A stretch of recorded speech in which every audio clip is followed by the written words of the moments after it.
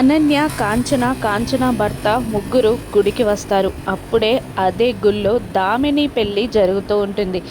దామినికి కాబోయే అత్తగారు రజని గుళ్ళో తిరుగుతూ ఉండగా వాళ్ళకి కాంచన, అనన్య కనిపిస్తారు. దాంతో సంతోషంగా కాంచన, అనన్య అని గట్టిగా అరుస్తూ వాళ్ళ దగ్గరికి పరిగెత్తుకుంటూ వస్తుంది. ఇక రజనీని చూసి కాంచన, అనన్య ఇద్దరు షాక్ అవుతారు. నువ్వేంటిక్కడ అని కాంచన అడుగుతూ ఉంటుంది రజనీని. అప్పుడు రజనీ, ఈ గుళ్ళోనే కదా పెళ్ళి జరుగుతుంది, మా వియ్యపురాలు ఆనందభైరవి రిచ్చో రిచ్చు, ఇదే గుళ్ళో పెళ్ళి జరుగుతుంది కదా, పదండి మా వియ్యపురాలికి మిమ్మల్ని పరిచయం చేస్తా అని పట్టుబట్టి రజని అనన్యని, కాంచనాని, వాళ్ళ నాన్నగారిని ముగ్గురిని తీసుకెళ్తూ ఉంటుంది. మరోవైపు దామిని పెళ్ళి జరుగుతూ ఉంటుంది.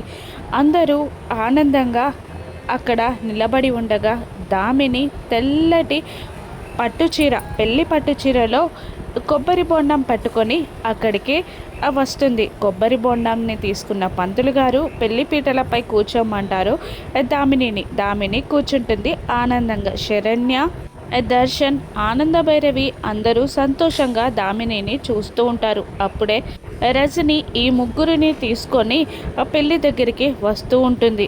కాంచన భయంగా అనన్యతో, అయ్యో ఇప్పుడు మనం ఆనందభైరవి కంటపడితే చాలా ప్రాబ్లం కదనే అని అంటూ ఉండగా పక్కనే ఉన్న భర్త, ఈవిడ గారు మనల్ని ఆనందకి పరిచయం చేసేదాకా వదిలిపెట్టేలా లేదు కదా అని అతను అంటూ ఉంటాడు. ఇక ఆనందభైరవి దగ్గరికి వెళ్ళి రజని, వదిన గారు మా చుట్టాల్ని మీకు పరిచయం చేయడానికి తీసుకొచ్చా అని అంటూ ఉంటుంది. ఎవరా అని అటువైపుగా చూసిన ఆనందభైరవికి అనన్య కాంచన కనిపించేసరికి కోపంతో ఊగిపోతూ ఉంటుంది. ఈ పెళ్లి జరుగుతుందా? దేవ దామిని మెడలో తాళి కడతాడా?